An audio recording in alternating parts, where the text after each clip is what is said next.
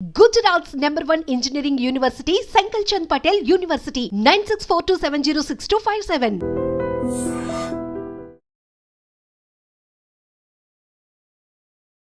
Hi hello నమస్తే welcome back to ఐట్రిమ్ media. ఈరోజు మనతో ఉన్నారు హైకోర్టు అడ్వకేట్ అలాగే ఇమిగ్రేషన్ లాయర్ అని పృథ్వీ గారు.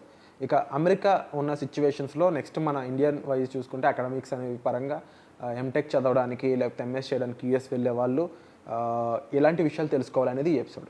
నమస్కారం సార్. నమస్తే వీర. అమెరికా వెళ్ళాలి, అమెరికాలో చదువుకోవాలని చాలామందికి ఒకప్పుడు కళ్ళు ఉండేవి. వెళ్ళే వాళ్ళు, చదువుకునే వాళ్ళు, జాబ్స్ తెచ్చుకున్నారు, సిఈఓలుగా వాళ్ళు రీచ్ అయ్యారు, పెద్ద పెద్ద positions.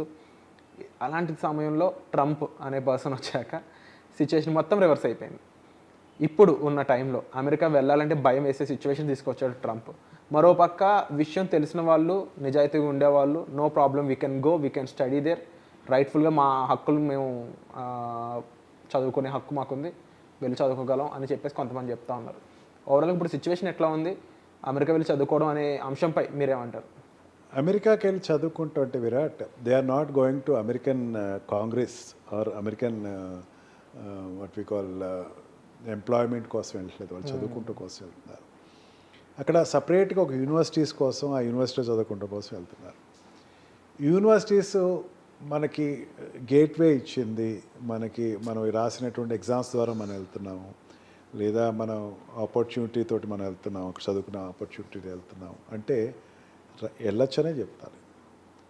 There is no bar as such not to go. వెళ్ళొద్దు, మీరు వెళ్ళకండి, మీరు అక్కడ చాలా ప్రాబ్లం అవుద్ది అని చెప్పేసి I never advise to any person. వెళ్ళటం ప్రస్తుతం పరిస్థితుల్లో వెళ్ళటమా లేదు అంటే కొన్ని ఉంటాయి విరాట్. ఇప్పుడు ఏఐ టూల్స్ ఉన్నాయి అనుకుందాం, కంప్యూటర్ సాఫ్ట్వేర్ బీటెక్ చేసిన వాళ్ళకి ఏఐలో స్పెషలైజేషన్ చేయాలనుకుందాం. ఏఐలో స్పెషలైజేషన్ చేయాలంటే ఎంఎస్ అక్కడ చేస్తేనే అక్కడ ఆపర్చునిటీస్ ఎక్కువ ఉంటాయి. అంటే క్లౌడ్ మీద చేయాలి, లేకపోతే ఇంకొక డిసిప్లైన్లో స్పెషలైజేషన్ చేయాలి. అక్కడ ఉండేటువంటి యూనివర్సిటీలోనే రికగ్నైజేషన్ ఎక్కువ ఉంటుంది. దానికోసం ఎంఎస్ కోసం యూఎస్ఏ వెళ్ళాల్సిన పరిస్థితి. అండ్ ఆల్సో మెడికల్గా చూసుకుందాం, మెడికల్గా రికగ్నైజేషన్ అండ్ వాడు ఎంఎస్ అక్కడ చేశాడు, అక్కడ సర్జన్ చేశాడు, లేకపోతే అక్కడ ఎండి చేశాడు అనుకుంటే అక్కడ ఉండేటువంటి చేసిన తర్వాత అక్కడ ఎక్స్పోజర్ అక్కడే ఎక్కువ ఉంటుంది, ఇక్కడ ఇండియాలో తక్కువ ఉండొచ్చు అని చెప్పచ్చు. అండ్ ఆల్సో నర్సింగ్ చూసుకుందాం, నర్సింగ్కి ఉండేటువంటి ఆపర్చునిటీస్ అక్కడే ఎక్కువ ఉంటాయి. ఏ రకంగా చూసుకున్నా సరే, డెంటల్ తీసుకున్నా సరే, ఏ రకంగా చూసుకున్నా సరే, education is different, situation is different. నా దృష్టిలో ఎడ్యుకేషను 5 years చదువుకుని అక్కడ మంచి ఆపర్చునిటీస్ ఎదుర్కోవాలనుకుంటే abroad always US is best, the best, దాంట్లో డౌటే లేదు. Of course there are many other countries, European countries ఉన్నాయి, అండ్ ఆల్సో ఇంగ్లాండ్ ఉంది. ఇక్కడ కూడా మనం చేయొచ్చు, దాంట్లో ఎటువంటి తారతమ్యం ఏం లేదు.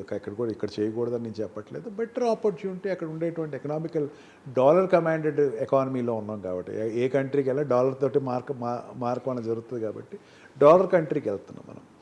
ఆ డాలర్ కంట్రీకి వెళ్తే ఆపర్చునిటీస్ ఖచ్చితంగా ఎక్కువే ఉంటాయి. విత్ రిగార్డింగ్ ద ప్రజెంట్ సిచ్యుయేషన్కి వచ్చేసరికి కాషియస్గా వెళ్ళమంటున్నాను నేను. అక్కడికి వెళ్ళేటప్పుడు మన పిల్లల్ని ఎప్పుడైనా సరే బీటెక్లోనో లేకపోతే ఇంటర్ చదువుతున్నప్పుడు, నేనైతే నాకు తెలిసినంత వరకు ఐ హ్యావ్ సీన్, నేను ఎప్పుడు చేయలేదనుకోండి, చాలామంది పార్ట్ టైం జాబ్స్ చేసిన వాళ్ళు చూశాను. ఎవరైనా ఇంటర్ చదివిన వాళ్ళు, బీటెక్ చదివిన వాళ్ళు పార్ట్ టైం జాబ్ చేస్తారు ఇండియాలో? చేయరు. వాడు ఇంజనీరింగ్ పర్సూ చేస్తున్నాడు, లేదంటే ఎంబీబీఎస్ పర్సూ చేస్తున్నాడు. ఎంబీబీఎస్ ఎటు చేస్తున్నాడు కాబట్టి ఒక హాస్పిటల్లోకి వెళ్ళి ఖాళీ టైంలో, అంటే 8 hours డే ఉంటుంది వాడికి, లేకపోతే 10 hours ఉంటుంది, మిగతా ఒక 2 hours ఎక్కడో ఒక హాస్పిటల్లోకి వెళ్ళి అక్కడ మెడికల్ ఎయిడ్ చేస్తాడు వాడు, డబ్బుల కోసం ఎక్కడ పార్ట్ టైం చేస్తాడు. పొరపాటును కూడా చేయడు. కానీ నువ్వు అక్కడికి వెళ్ళేటప్పుడు వెళ్తున్నావు, నేను అక్కడికి వెళ్ళి వెంటనే చదువుతున్నప్పుడు ఓపీటీ చేసేసేయాలి, జాబ్ తెచ్చేసుకోవాలా, దాంతో డబ్బులు సంపాదించేసి నాకంటే లోన్లన్నీ తీర్చేసేయాలి, అది మా నాన్నకి వెనక్కి పంపించేసేయాలి, మా అమ్మ నాకు ఫ్యామిలీలో అప్పు ఉండకూడదు అనుకునే ఆలోచన తప్పు అంటాను. నీకు 50 lakhs 60 lakhs మధ్యలో అవుతుంది. ఇక్కడ 50 lakhs 60 lakhs ప్రిపేర్ అయినప్పుడు, లేకపోతే లోన్ తీసుకున్నా రీపే కెపాసిటీ ఎట్లా ఉంది, ఒకవేళ అక్కడ నీకు రేపొద్దున ఓపీటీ దొరకపోయినా, నీకు జాబ్ చదువుకున్నప్పుడు దొరకపోయినా, నేను మెయింటైన్ అవ్వగలను, అది పే చేయగలను కెపాసిటీ ఉంటేనే think for it first. Second person వాళ్ళు middle class and lower middle class మనం ఇదివరకు కూడా డిస్కస్ చేసుకుని వాళ్ళు కూడా వెళ్తున్నారు అక్కడికి. ఎవరికి ఎక్కడో చాలా రేర్ కేసెస్ తప్ప ఓపీటీ లేవు అని చెప్పింది ఎక్కడా లేదు. OPT programmes are there, existed. నాకైతే ఈ మధ్యన వైరల్ న్యూస్ ఒకటి వచ్చింది, ఓపీటీ కాంగ్రెస్ తీసేస్తుందట, కాంగ్రెస్ ఓపీటీయే తీసేస్తుందట. అసలు ఓపీటీ అనేది ఒక ఆ యూనివర్సిటీకి సంబంధించింది, ఆ యూనివర్సిటీలో కరికులం అది, లేకపోతే సిపిటీ అనేది ఆ యూనివర్సిటీలో కరికులం, దాని గవర్నమెంట్కి సంబంధం ఏంటో నాకు అర్థం కావట్లా. అంటే ఏదో ఒక రకరకాల న్యూసెస్ వచ్చేసేసి ట్రంప్ని ఎక్కువ విలన్ చేస్తున్నాయేమో అనిపిస్తూ ఉంటుంది. అంటే నిజంగానే అంటే షోకేసింగ్ అంతా కూడా ట్రంప్ అనే పర్సన్ ఎందుకు అసలు పిచ్చి తొగ్గులా ఎందుకు ఈ డెసిషన్ తీసుకుంటాడనే వార్తలు మాత్రం బయటకు వస్తున్నాయి తప్ప దాంట్లో ఉన్న విషయాన్ని అర్థం చేసుకోలేకపోతున్నారంటారా? నేను ఒకటి అడుగుతున్నాను విరాట్, స్ట్రైట్గా అడుగుతున్నాను. మన నరేంద్ర మోడీ కానీ లేకపోతే మనకి ఎవరో ప్రైమ్ మినిస్టర్ ఉన్నాడు, నీ పేరు కూడా ఎత్తను, ఎవరో ప్రైమ్ మినిస్టర్ ఉన్నాడు, లేకపోతే చైనాలో ఉండేటువంటి అక్కడ ఉండే ప్రెసిడెంట్ ఉన్నాడు, పాకిస్తాన్లో ఉండే ప్రెసిడెంట్ ఉన్నాడు. ఆ కంట్రీ కోసం వాళ్ళు చేసుకుంటే అదేం తప్ప?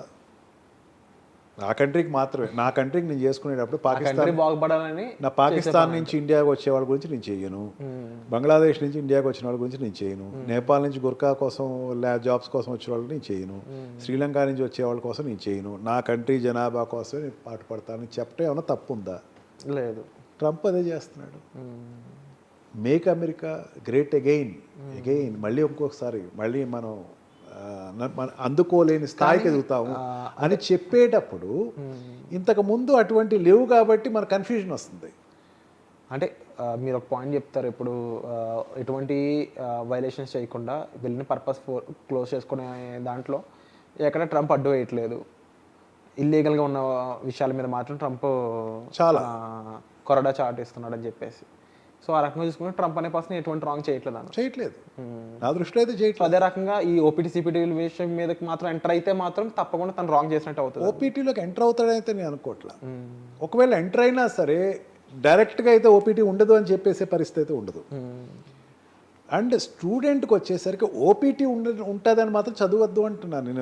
నేను అంటే ఓపీటీ అంటే ఆఫ్టర్ ఎడ్యుకేషన్, 2 years లేకపోతే 3 years నీకు ఎంఎస్ అయిపోయిందా, బీటెక్ అయిపోయిందా, నీకు 4 years కంప్లీట్ అయిందా, +1 తర్వాత +2 తర్వాత అయిపోయిన తర్వాత జాబ్ వస్తుంది అనుకుంటే ఆ జాబ్ తీసేస్తే మాత్రం I said that it is wrong. కానీ చదువుకునే టైంలో నువ్వు పార్ట్ టైం చేసేదాన్ని నేను కట్ చేస్తాను అని చెప్పేసి నీకు ఇక్కడ పార్ట్ టైం అలవాటు లేదా? ఇండియాలో పార్ట్ టైం ఎప్పుడు చేయలేదా? ఇక్కడ పెన్ తీసి అక్కడ పెట్టవు. ఇక్కడ బిజినెస్, చాలామంది బిజినెస్ పీపుల్ వాళ్ళ పిల్లలు చదివిస్తూ ఉంటారు. ఆడు బీటెక్ చదువుతూ ఉంటాడు, ఎవరో వచ్చిన షాప్లో ఒకసారికి వచ్చి ఉండరా కాస్త బిజినెస్ సాయం చేయరంటే నాకు ఖాళీ ఉండదు, అసలు చాలా బిజీ, నేను చదువుకుంటున్నా బిజీ, నాకు ఈ 4 years డోంట్ డిస్టర్బ్ మీ అంటాడు. అటు ప్రతివాడు చెప్పే మాట. అక్కడికి వెళ్ళిన తర్వాత మాత్రం నాకు ఓపీటీ కావాలి, జాబ్ చేయాలి, ఈ ఎనాలిసిస్ తోటి వెళ్ళే వాళ్ళకి మాత్రం there may happen some setbacks. అవి పెట్టుకోవద్దు మైండ్లోను. ఫ్యూచర్ బాగుంటుంది, ఈవెన్ అట్లా చెప్పి నాకు ఓపీటీ ప్రోగ్రామ్ ఉంటుంది అని వీసాకి వెళ్ళమనండి, ఒక్కడికి వీసా రాదు.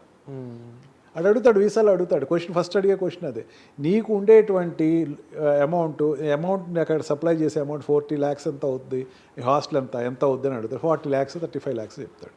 దానికి నీకు ఎక్కడి నుంచి అమౌంట్ వస్తుంది అంటే వాడు చెప్పే రీజన్ ఏం చెప్తాడు, ఇక్కడ ట్యూన్ అదే చేస్తారు మన ఇన్స్టిట్యూషన్స్ అన్నీ కూడా, ఈ అబ్రాడ్ పంపించేటువంటి ఇన్స్టిట్యూషన్స్ అన్నీ కూడా ఏం చెప్తాయి, మా నాన్నగారు పెట్టారు డబ్బులు, ఆయన లేకపోతే నేను దాచుకున్న డబ్బులు కొంచెం పెట్టాను, నేను లోన్ తీసుకున్నాను, అది మా నాన్నగారు పే చేయగలరు అని చెప్పమంటాడు తప్ప నాకు ఒక ఓపీటీ చేస్తానండి, ఓపీటీలో వచ్చే డబ్బుతో నేను తీరుస్తానని చెప్పమనండి వీసా ఎవరు?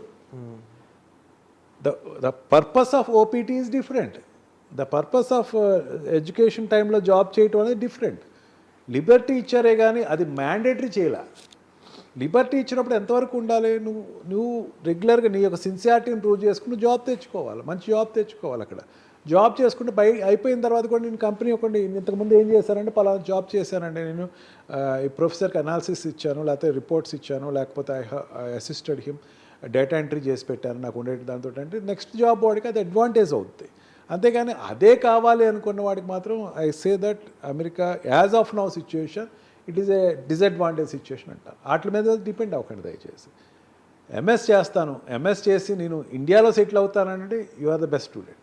ఎంఎస్ చేసి అక్కడే ఉండిపోతాను నేను, నాకు గ్రీన్ కార్డ్ కావాలి, నాకు వీసా కావాలి, నాకు సిటిజన్షిప్ రావాలి అనుకుంటే I'm speechless of about them. దాని గురించి ఎక్కువ మాట్లాడను, ఎందుకంటే వాళ్ళ కోసం country may take some decisions. దానికి చేయొద్దు అని మాత్రం ఎవరిని అడగలేము మనం. అంటే అలాంటి వాటి మీద వేసే శిక్షలు అనేవి ఇంకా వేరే రేంజ్లో ఉంటాయని చెప్పి. అన్నీ కూడా కాదు, ఇప్పుడు నైజీరియా నుంచి వస్తున్నారు ఇక్కడికి, లేకపోతే ఆఫ్రికన్ కంట్రీస్ నుంచి ఇక్కడికి వస్తున్నారు. ఇక్కడ ఫార్మసీ చేస్తారు ఎక్కువ, ఇక్కడికి వచ్చి బీఫార్మసీ లేకపోతే చిన్న చిన్న డిగ్రీస్ చేస్తారు. వాళ్ళు ఎవరు పెద్ద ఎడ్యుకేషన్స్ చేయరు. వాళ్ళు ఇక్కడ చేసేసిన తర్వాత అయిపోయిన వెంటనే వాళ్ళ కంట్రీ వెళ్ళిపోవాలని కోరుకుంటాం, లేకపోతే ఇక్కడే ఉండిపోయి ఇక్కడ జాబ్ మనం చేసే జాబ్ వాళ్ళకి పోటీ రావాలని వెళ్ళిపోవాలని అనుకుంటాం. మరి వాళ్ళు ఏం కోరుకుంటారు అక్కడ అమెరికన్స్? సో అది తప్పలేదంటారు. తప్పేముందా? కానీ అదే పర్సన్ అంటే బెటర్ స్టూడెంట్ బెటర్ వర్త్ ఉన్న ఎంప్లాయ్ అయితే మాత్రం definitely country will not leave them. We're seeing ప్రతి నెల ఒక న్యూస్ వస్తుంది, ఆ పలానా స్టూడెంట్కి ఇన్ని కోట్లు ఇచ్చి వాడు పర్ యానం ఇన్ని కోట్లు ఇస్తున్నారు, పలానా స్టూడెంట్ ఇండియా నుంచి పికప్ చేసుకున్నారు. Better the best. అమెరికా కాదు, ఏ కంట్రీ అయినా డెవలప్డ్ కంట్రీ ఏమనుకుంటుందంటే బెస్ట్ నా దగ్గర ఉండాలి, నా తర్వాత ఎక్కడైనా ఉండాలా, ప్రూవ్ చేసుకుంటే they will take them. True. So I think ఇదే ఒక బెస్ట్ ఎగ్జాంపుల్, బెస్ట్ లైన్ అని చెప్పొచ్చు కన్క్లూషన్కి. తప్పకుండా మీలో వర్త్ ఉంటే ఏ కంట్రీ కూడా మిమ్మల్ని వదులుకోదు. యాజ్ ఎ స్టూడెంట్గా వెళ్ళినా, మీరు ఒక ప్రొఫెషనల్గా వెళ్ళినా సరే. సో ఇంకా దీనిపై మరిన్ని డౌట్స్ ఉన్నాయి. ఆల్రెడీ మీరు H1 వీసా మీద అక్కడ ఉన్నారు, జాబ్ చేస్తున్నారు, ఎలాంటి వైలేషన్స్ ఉన్నాయి, ఎలాంటి రిస్క్లు ఉన్నాయో తెలియట్లేదు. ప్రీవియస్గా దానికి సంబంధించి ఒక లా హెల్ప్ కావాలనుకున్నట్లయితే మీరు డైరెక్ట్గా పృథ్వీ గారిని సంప్రదించవచ్చండి. నెంబర్స్ అనేవి డిస్ప్లే అవుతున్నాయి వీడియోలో. సో వచ్చే ఎపిసోడ్లో మళ్ళీ కలుద్దాం. Thank you so much. Thank you.